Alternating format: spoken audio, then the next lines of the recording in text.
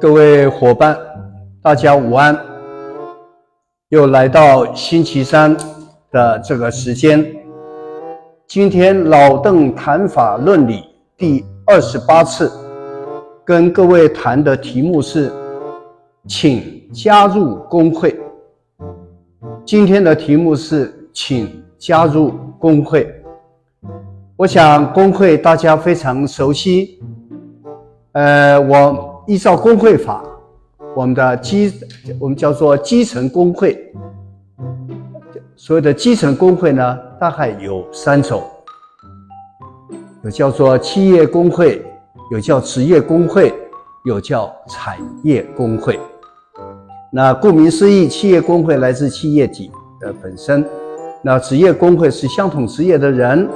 产业工会来自相同的产业只不过这个地方企业工会限制在企业，职业工会要限制在相同的一个行政区域，那产业工会就没有这个限制了，也就在只要是相同产业，全国各地大家就都可以来共同来参加。各位，我们虽然有这些工会的规定以下这些数字我不知道各位清不清楚，我再度帮各位来复习一下，或是给各位做一个提醒。我们国家在今年到8月底止目前为止看得到的统计数字，到8月底止，我们全国的总人数大概2325万人，2325万人。这个当中呢，属于15岁以上，我们称为劳动力人口。我们国家的15岁以上劳动力人口呢，大概在1200万零2000人，2300万的人口成为劳动力的，大概有1200万人。那这1200万人各位多少人加入工会？各位猜猜，企业工会、职业工会、产业工会，各位实际加下来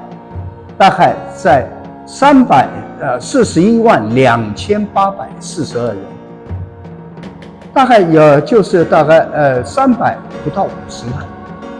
大概只有350万左右的人是加入了所有的各样的这个工会里面。那这个当中呢，加入职业工会的有多少？加入职业工会的有269万9151人，也就是我们国家加入工会的这些劳工多数都是加在职业工会里面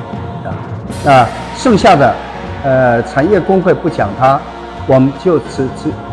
剩下的企业工会的这会员人数呢其实只有62万1717人。也就整体概括的这个情况来看我们多数是加在职业工会，那少部分是加在产业工会各位好像到处都可以听得到工会的声音看得到工会的活动那其实加入工会的人数，在总劳动力1200万的人口里面，大概只有350万加入所谓的职业工会或是所谓的企业工会里面。各位这样的加入工会的人数呢，我想各位知道我的用意，我会觉得它的人数是不足的，各位对工会的认识是不清的。我想说，藉由今天这个机会，向各位报告之后呢，大家能踊跃看看自己的这个工作场所的情形我们加入企业工会或是加入职业工会那各位加入工会它的条件一般大家也都清楚的一个要成立企业工会，受雇的员工要到达30人以上所谓的受雇有30个人以上的话，各位就有机会成立企业工会。那成立企业工会之后呢，各各位因为30个人以上更进一步更进一步这个企业体本身它就应该要成立投保单位，因为5个人以上就要成立投保单位。那更进一步呢，各位这样的一个企业工会，它就有机会呢，可以跟资方来所谓的召开所谓的劳资会议。当然各位知道劳资会议法上各位有机会看一下第2条劳资会议实施办法第2条上的规定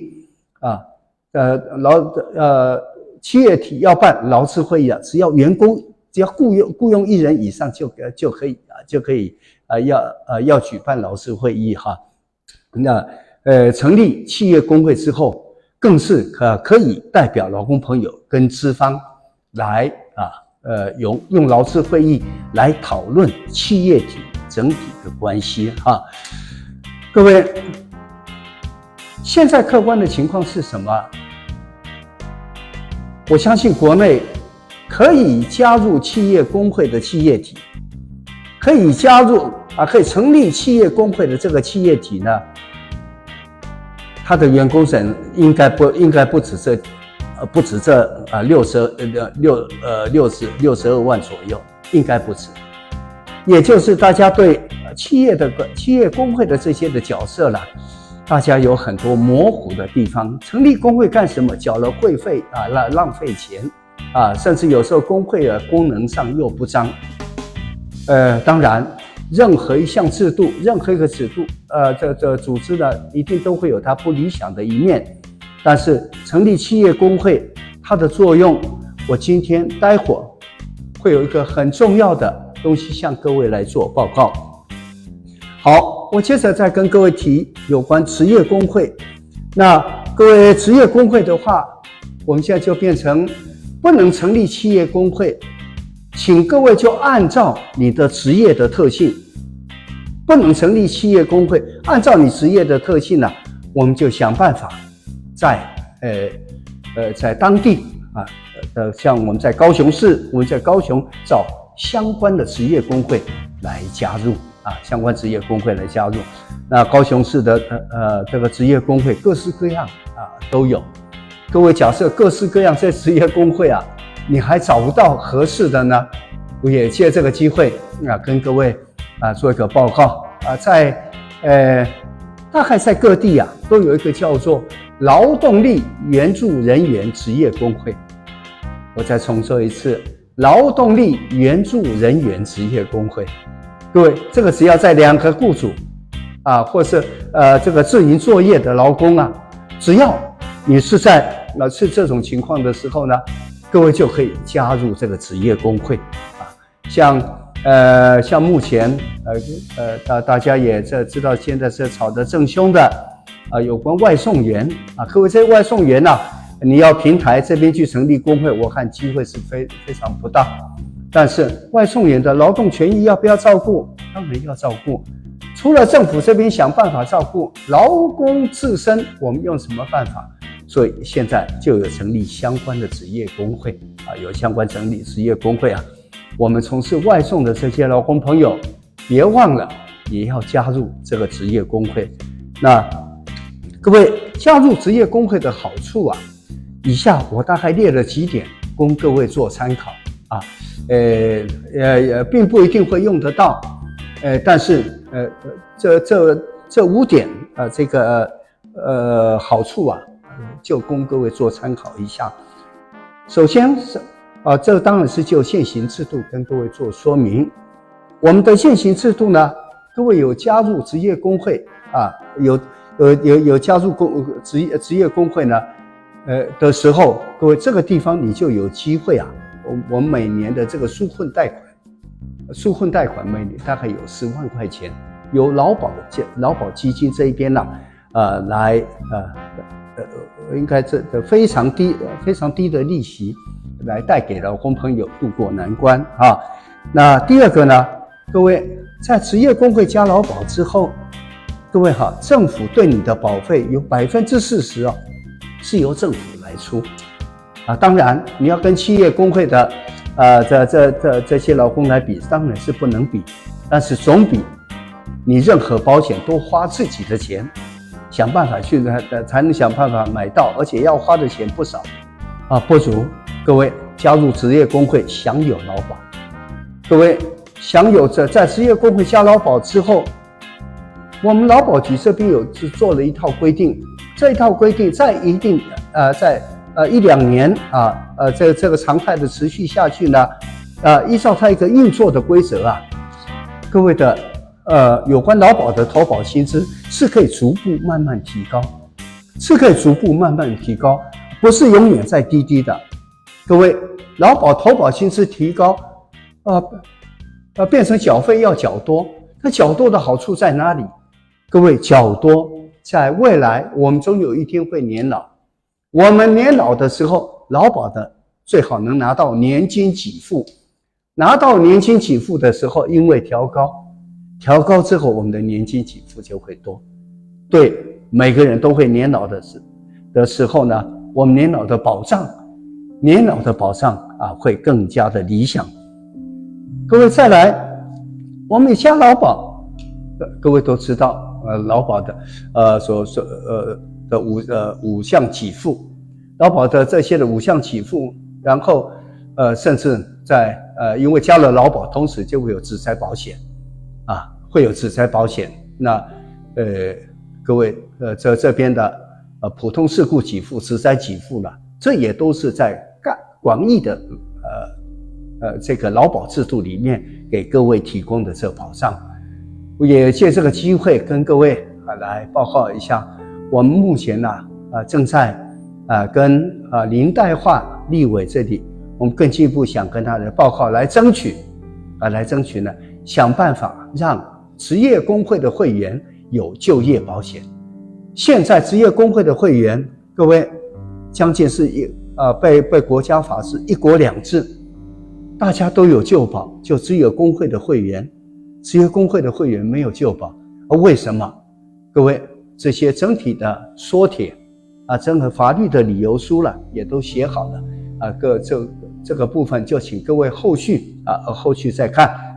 我们期待能顺利能成功。好，各位，最后一个加入职业工会的好处是，各位我们都会有所谓的，现在有关健保都有补充保费。那补充保费呢，各位有加入职业工会的时候呢，记得您在报税的时候用列举方式，然后呢把在工会缴费的这个证明当作附件付给国税局呢，这个地方2%的一般人的2%的这个补充保费就可以免缴补充保费就可以免缴当然这些都是在职业工会在目前的制度底下，各位看起来好像很轻松很少啦，但是尤其是有关将来有机会领到劳保年金的这个部分各位应该要好好的为自己规划，赶紧能加入企业工会当然这个是加入企业工会，没有加入企业工会的这些的朋友伙伴们，请想办法一定要找个职业工会加入，对大家才会有真正的保障我个人在目前也看到有一些企业工会譬如讲，在我们高雄市小港地区的有某一家非常大的公司，这家非常大的这个公司呢，各位，他公司的会员有到达将近有接近2000人，各位，但是他加入工会的人数有多少？只有300多人。各位，这样一个企业工会这个企业工会呢我倒觉得该公司的这员工呢可能是不是对这企业工会的功能是大家认为不太期待还是有其他这原因我个人觉得非常不可思议因为工会其实能保护会员的，用我个人的一个想法，我们在企业工会呢我们要靠谁？劳工朋友靠谁保护？劳工朋友要靠工会来保护。有很多特别你看我们国家法令有叫工会法第35条对于资方的不当劳动行为，各位，什么叫资方的这些不当劳动行为当中，各位在劳资之间呢，有很多还是会跟由工会来保护劳工朋友的时候呢，他的政府的保护会更加的深刻，政府保护会更加深刻哈。那也很期待这些没有加入贵公司已经有企业工会还没加入企业工会的这些伙伴们，今天听完我向各位的报告，听完后面重要任务的报告之后呢，请各位赶紧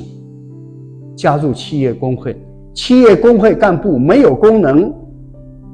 带领不好，没有理想，我们就想办法再行改选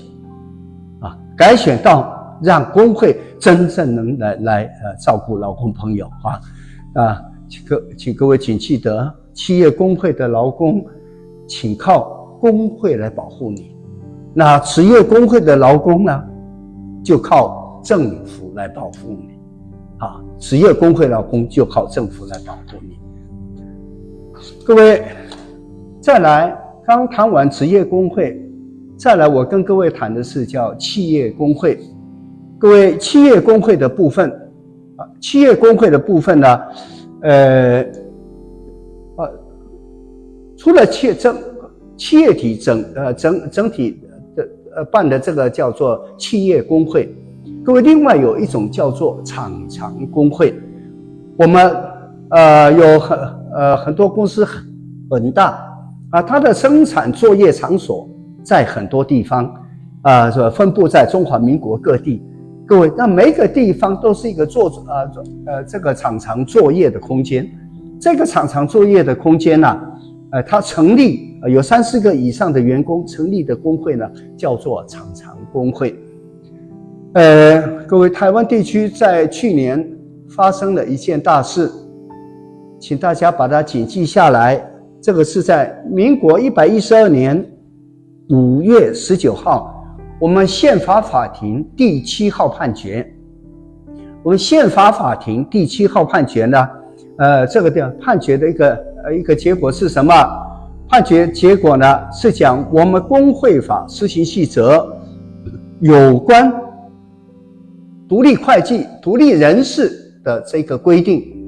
这个规定呢，因为它是用工会法施行细则来规定，不符合我们学法律的称它叫法律保留什么叫法律保留？这个规定不应该用施行细则来定，而是应该用法律来定。所以宪法法庭就在2年内，各位，这个规定会失效这两条规定失效那各位，这个讯息今天跟各位报告的用意在哪里？请大家注意听大家注意听。各位，目前的这个规定底下，我们在全国各地厂常工会先后有不少企业体有成立厂常工会，成立厂常企业工会各位，厂常企业工会成立虽然现在有一部分也产生了行政上的纷争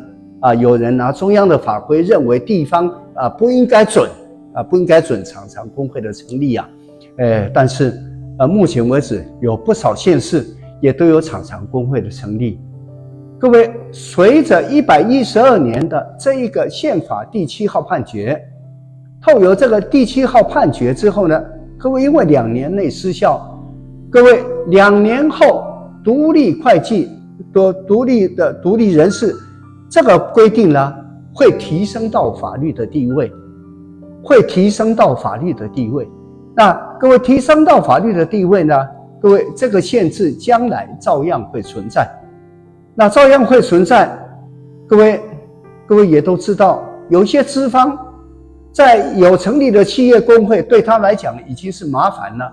怎么还可能再让你去成立厂常工会？那甚至有些公司，我们台字辈的某一家公司，各位，这一家公司实质上是由企业工会，我们称它叫企业的这种工会来掌握。那这企业工会底下有人成立厂常工会，对他来讲如同芒刺在背。这一家公司甚至现在由公司还有这个企业工会本身，各位，正在提行政救济，再告这个厂常工会，主张这个厂常工会不能成立。各位，企业工会成立不容易，企业工会为何后续会在产生厂常企业工会出来？这就很值得来检讨。工会干部做久了，有太多人，我想我在这里不浪费时间多讲，有的在整个业务上的执行、谋私等等，这些运作将近都会，应该都可以说是会造成企业工会这个厂常企业工会成立的这个原因。各位，这厂常企业工会目前有可能碰到一个危机，碰到一个什么危机？这危机呢，各位，我相信地方政府不会自打嘴巴，已经让他成立企业工会的，可能叫地方政府会依照他地方自治的权限，主张自己的做法是对。但是各位，没有成立的呢？没有成立的，现在像在台南县台南市某一个区的有一家公司的厂常企业工会就被台南市政府把它压下来，不管他怎么申请，就把它搁置在那里那我们现在目前呢也正在协助这些想成立厂常企业工会的这个员工呢，想办法来做一个突破。各位，在这段期间，在这所谓的2年内，所谓的112年5月19号开始起算2年内各位，我们工会法乃至于工会法细则上的这个规定，它目前是呈违宪的状态。所以我就呼吁各位的工会，各位的企业工会，假设功能不彰，而需要用厂常企业工会来为劳工朋友发声的时候，请大家一定要掌握时间，大家要掌握时间，在这段时间赶紧申请成立。我想地方政府一定不敢阻挡因为来自中央的是违反法律保留的法规，那宪法当然是高过法律在位阶那各个地方呢应该要积极争取厂常企业工会的成立。那这个厂常企业工会的成立，各位，未来万一还是照样成立不了的时候，当然我们是不是劳工的就是两手一摊，就让那个不振作不照顾劳工的企业工会继续就那样存在，又推不倒他然后他各位，我们该怎么办？这个地方我就给各位建议，假设厂常企业工会成立不了，那我们也只能想办法成立一个叫做产业工会。用产业工会，各位，产业工会本身就不受企业范围的限制，它是从产业的角度各位只要找3-4个人以上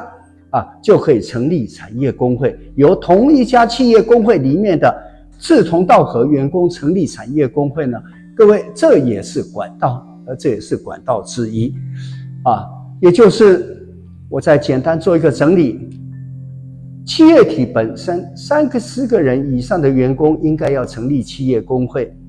假设这个条件没有办法成就，各位至少一定要想办法去参加职业工会去参加职业工会。那参加职业工会，各位另外有一种情形，在企业体的内部，要是那个已经成立的企业工会功能不彰的时候，你就可以找一个部门这一边来成立所谓的厂常企业工会。那厂常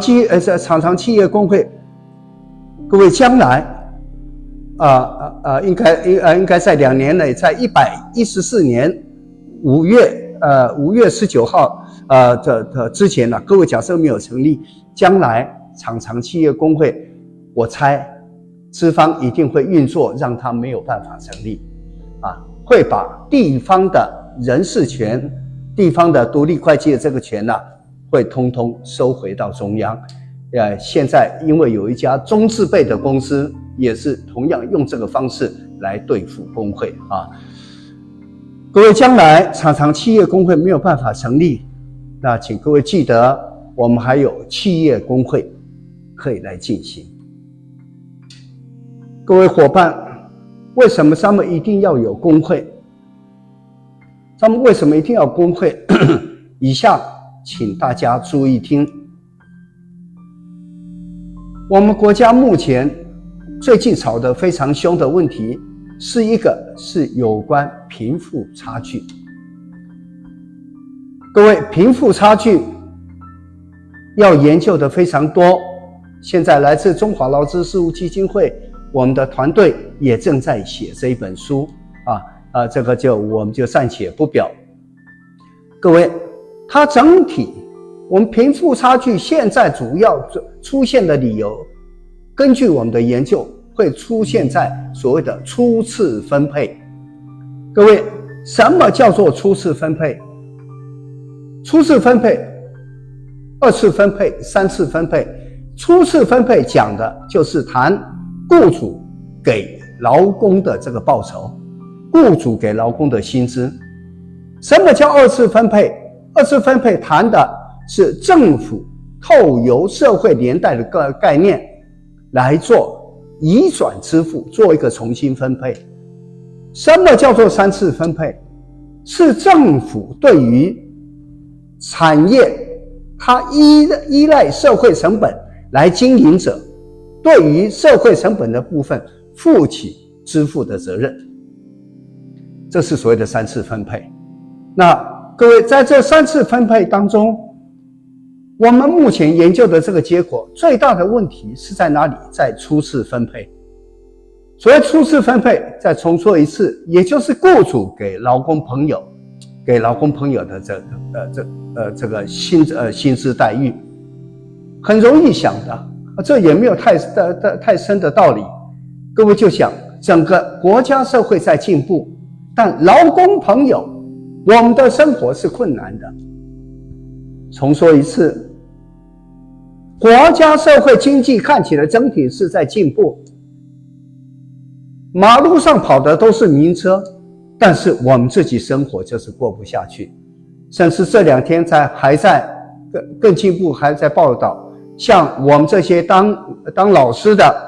我们的号称为叫中产阶级，我们目前这些中产阶级，它整体的地位正在下降，它的收入它的消费能力正在递减。各位，这些问题都出现在哪里？它的结构是出现在初次分配上的问题那各位，这个初次分配上的问题要由谁来解决？我透由今天跟各位提醒，我恳请工会，我们恳请这3个工会，职业工会、企业工会、产业工会，各位你有分别可以动手的角度可以动手的这个角度就可以来对资方的所谓的所谓的初次分配如何让它合理化？如何让它合理化呢？我们工会这里可以达到一定的声音，因为只要有工会，我们在平常透由工会力量，平常就可以实施劳资会议。在劳资会议能讨论的事情太多了，各位只要平常实施劳资会议之后，我们跟劳之间有一些的共识的时候，各位就可以依照团体协约法，把这个约定把它定成团体协约，定成的这个团体协约这样一个团体协约呢，一步一步就可以呢来照顾到劳工朋友。但是各位，这个地方有一个难题是什么？我们假设能成立企业工会，能主导企业工会，我们要让资方的初次分配做得好，各位，这是绝对有机会，因为在团体协约法第6条上第3项的规定，企业工会就是订团体协约的当事人。企业工会就是订团体协约当事人，那剩下的职业工会跟产业工会或者是的职业工会、产业工会还两个合在一起叫做综合工会像这些的工会呢，它有没有可能去签团体协约？法律上讲是有可能，但是问题是大家注意听，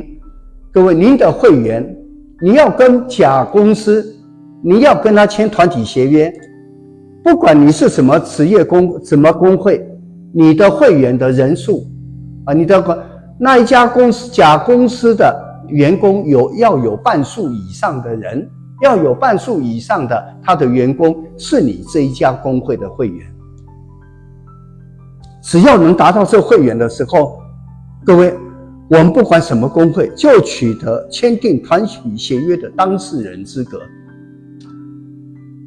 各位，这个地方责任非常重大，而且我知道要达到半数不太容易。